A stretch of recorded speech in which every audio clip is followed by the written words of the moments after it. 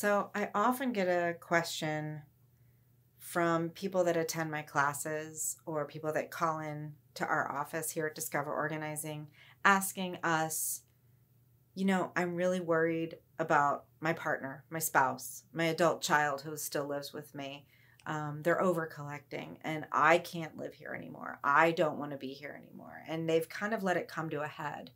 And so my best advice in that situation is talk to them, as I mentioned in my earlier videos, about that one-on-one noticing, compassionate noticing.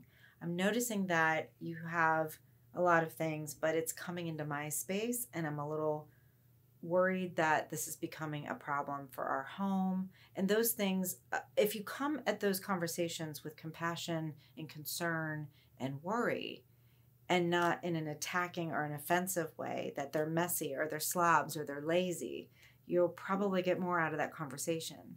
And frankly, what I strongly recommend is family therapy with a trauma-based cognitive behavioral therapist in a family setting, a couple setting, one-on-one, whatever really needs to happen to get that conversation started in a therapeutic manner is really the best way to go.